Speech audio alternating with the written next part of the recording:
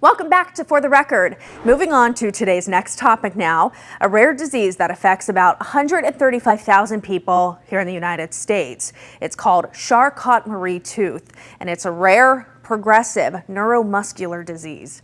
It'll be the focus of a walk happening in the region coming up in just a few weeks. And today, our Lily Coleman speaks with a local CMT patient who's working to raise awareness, as well as her daughter, who's standing by her side. Linda, let's start with you. Tell me a little bit about your connection to CMTA. Walk me through when you were diagnosed, and if someone's not familiar with the disease, what is it exactly? I'll say that I was diagnosed close to 20 years ago. It started with my PCP, and they couldn't figure out what was going on, what was wrong. I ended up going to a neurologist. I went through nerve conduction test, genetic testing. They decided it was the CMT. My father did have neuropathy, but we weren't quite sure if that was connected because it is an inherited disease. So I have hammer toes, I have foot drop, weak ankles, muscle weakness. I started out with leg braces, they call AFOs, just to my knees. And now it has progressed to the point that I have the KAFOs, which is past the knee up to the hip. I have a second one now that I'm just starting to get used to. It's given me a lot of challenges with it right now. But in the meantime, I have had to put hand controls in my car so I can continue to drive. I also have a stair lift in my house because I have 21 steps. I live in a townhouse, so for me to stay there, I got a stair lift put in. So it's very challenging. Was it a slow onset of these symptoms building up, or did it kind of happen all at once? What does that look like? No, it was slow. I think in my 30s, I was very clumsy, tripping, we sort of laughed a lot, thinking that, yeah, I'm just clumsy, And then we realized that something else was developing and wrong, so then we had to pursue further testings. And those were probably some of her first onset symptoms that we didn't really realize until now, looking back on it, as me and my brother were kids, looking back on her symptoms. I'm sure those were some of the first signs of it. What's it been like having to watch your mom go through this and deal with it every day? Because like she had talked about, there is no cure for this, correct? Mm-hmm. Yeah, it is very challenging because it's sad to watch her progress, but she just tries to do everything she can, and I mean, she's so strong, and I love her for that, but yeah, it is challenging, and I try to help her as best I can. So yeah, we make it work. Mm-hmm. So, is this a common disease? Do you know how many people are impacted? I would have to think it's rather rare. It's very rare. It's slowly progressive. There's estimated 135,000 across the United States. In the Pittsburgh area, there's around 900, and across Pennsylvania, it's 5,200 approximately people that have it. So it's very rare, and not a lot of people are familiar with it.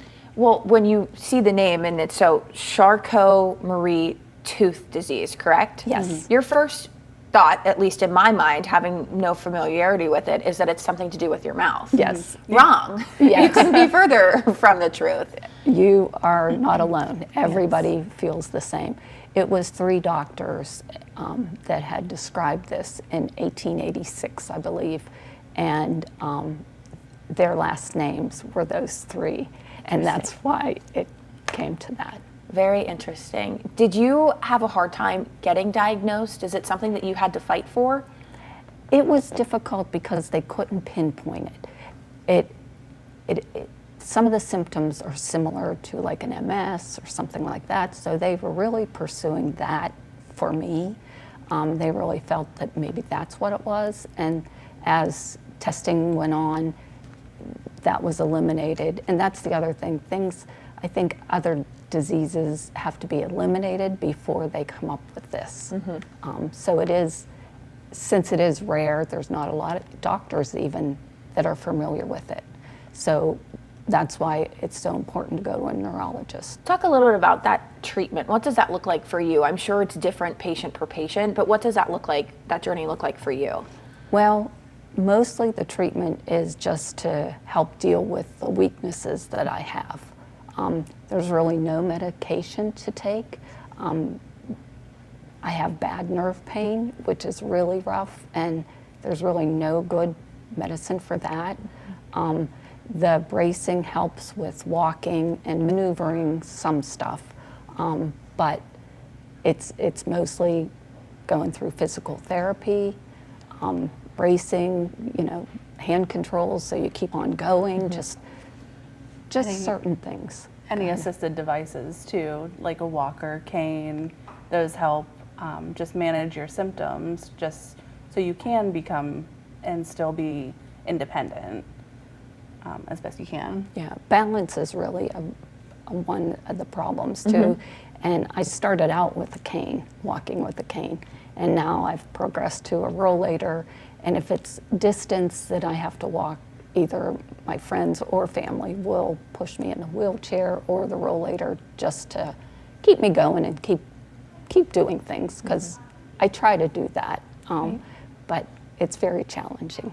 Well, it seems like you have a very good support team I that do. just helps you along the way, which is wonderful. Yes. Talk about the bond that you two share. That has to be very special. It is. Yeah.